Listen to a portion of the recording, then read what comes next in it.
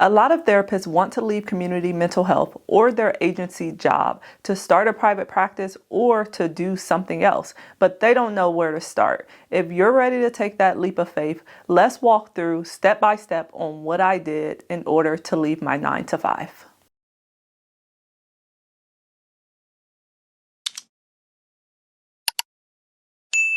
Hi, my name is Shan. I'm a licensed mental health therapist, private practice owner, and digital creator. If you are new here, come on in, come on in. Thank you for tuning into this video. If you enjoy what we'll be talking about today, make sure you like, comment, and subscribe below. I post videos every single week when it comes to my therapists, my mental health professionals, expanding your income, and also your impact at the same time. Before we dive into this video and talk about taking the leap of faith and leaving that agency job or leaving community mental health, I do want to give you my background and where I came from. So I am a social worker. I have my master's in social work. I have my, here in Ohio, they call it LISW, but LCSW everywhere else. It's the same thing, that clinical license. And I left my agency job in order to start my private practice. When I first got out of grad school, I was working in hospital social work. So I was a clinician at a nearby children's hospital. I left there and then I went to the VA. And I thought the VA was my dream job, right? I thought I hit the jackpot. I was like, I'm going to retire from the VA. Anyone who works at the VA, or trying to get into the VA, everyone believes it's their dream job, right? That's where you want to be. And I had that belief for a long time until I realized there was more, and no, that was not my dream job. Before I graduated grad school and I had my undergrad, I was working in community mental health. I was working in the substance abuse field, doing therapy there.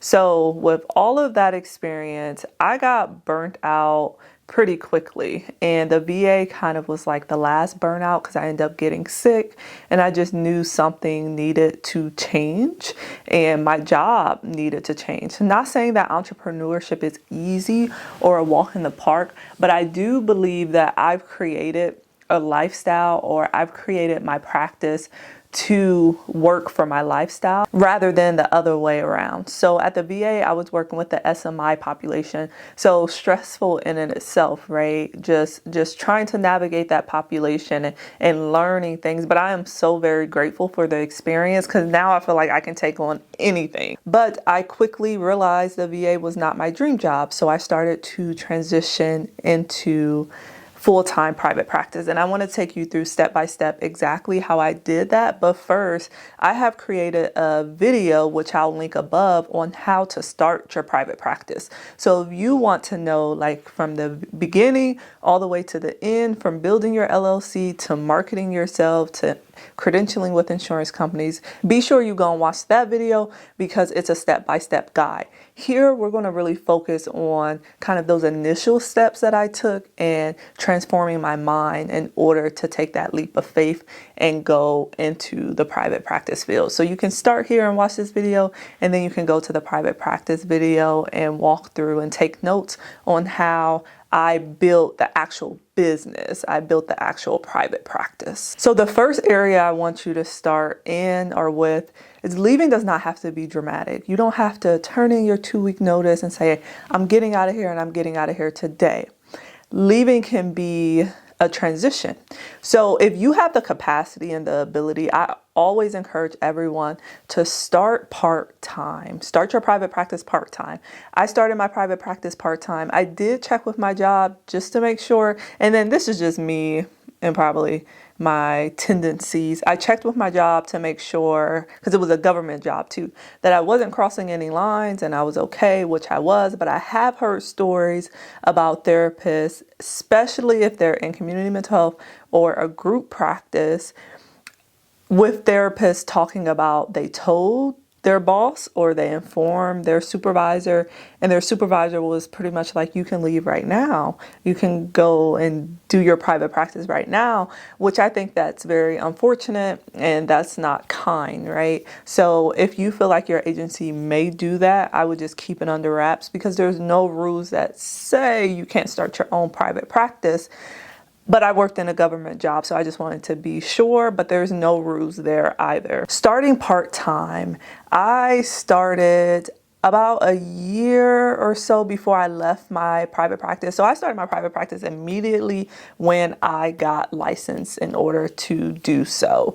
I built all my website. I did the whole process. Like I said, my private practice video goes through the whole process, and I opened up my books. I put myself out there. I marketed myself, and only seen clients 3 days a week because I didn't want to burn myself out. It was like a Monday, Wednesday, and like a Saturday type of ordeal because I knew I could see just a few more on Saturday. So after work on Monday and Wednesday, I would see about 2, on the heavy side 3, but I left it around 2. And then on Saturday, I would see about 3. That put me around about 7 people or so, but it got me comfortable. It got me comfortable on learning how to bill insurance companies. It got me comfortable with learning my EHR, not having to solely rely on my private practice income. And you want to know something else it allowed me to do? It allowed me to have an additional source of income. So I was getting this money from private practice and I was storing it. I was saving it up. I told myself I'm not going to spend this money because I don't know what it's going to look like when I transition full-time into private practice and leave my job. So it would be good if I had a cushion over that year. I saved up a good amount. So if I didn't get clients a full caseload right away, I had money, and I had to use that money because it took me about 2 months to fill my caseload. I was probably bringing in about half of the income I was making at my job when I first started. So I had to use that pot of money to help. That is probably the biggest tip that I can give you starting part-time. Or if you want to save from your full-time job, there needs to be some type of savings in order to do this. Yes, it can be low cost to start a private practice and to enter, because really all you need the money for is like your liability insurance, which would be a couple $100s up front, your EHR, your phone system. Nothing crazy. You can probably start a private practice around $1,000 or so. Maybe a little bit more if you're not the one that's building your website and the ins and out with that, but probably around that $1,000 or so. So if you want to take the money when you're working community mental health, then you can do that. But think about starting part-time. And I know it can sound exhausting. Like I'm going to work and I'm seeing 5 to 6 clients every day. And you tell me I got to get off and I got to see more. But think of it as an investment in yourself and your transition to leave that place. Or if you don't want to leave, a little side hustle for you.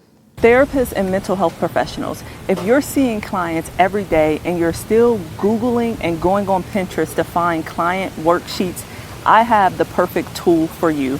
For just 33 cents a day, you can get access to over 40 plus mental health workbooks. That's over 2,000 mental health worksheets plus 1 new workbook every single week. These are not just random handouts. They're created by a therapist, trauma-informed, and ready to use. They're professional and tax deductible. If you're ready to take back your time, come join us over in the community, linked in the description. So yes, I was seeing clients from about 5:30 when I got off to about 7:30 at night. And a lot of people, they can only do evening sessions, so that worked out. My Saturdays, I did block off the Saturdays, right? If I had to do something, because Saturdays you are normally doing something, but I found out the best time to take Saturday appointments, it's early in the morning. So just start off early, like 9, 10, and 11 or something, 8, 9, 10, because your client, they don't want to be on therapy in the middle of the day on Saturday. They also have something to do. So try to knock out, if you're going to do a weekend, a Saturday or a Sunday, try to knock it out early. I didn't do a Sunday, but if you're going to do a Saturday, I do recommend you knocking it out early. But just give that a try. That was my first step. That's what I did. And then I was like, okay, I'm ready to leave here. I'm ready to take that leap of faith, and I'm ready to take that step to exit my job. Once I knew the day I was leaving, I gave my job, and a lot of people laugh at me about when it comes to this. I gave my job, no, not your typical 1 month notice when it comes to working in your career. I gave my job like a 2 month notice, 2.5, 3 months. And I did it I did it more for me because and my job allowed me to, because my boss, he was very flexible. And I also knew I can use it as leverage because it was really hard to fill the position I was in. And in my mind, I'm like, oh, I can train the person that's coming in. The VA, the hiring process takes 3 months. So there was no training, but at least I could get as close as possible from them interviewing to having someone that they were going to onboard. No, I did not do this for them. I did it for me. So if you have a job that's flexible like that, take advantage of that, because that 3 months allowed me to open my books. I was saying, like, I'm accepting new clients in 3 months or whatever the case may be. I opened my books from the day, I think I took a week off, but from when I started my private practice for initial intake assessments. That 3 months, I wanted that to be, and of course it started to get more full the closer to, because clients booking that far out, they tend to forget. But my systems were so solid that I was sending notifications, I was sending updates, I was doing all of these things like your appointment's coming up, your appointment. But I opened my books up 3 months out, and it may have been 2.5 to 2 months. It may have not been a full 3. I could be being dramatic, but I opened up my books for that time frame, and people were booking on my calendar. So when I left, I got to hit the ground running.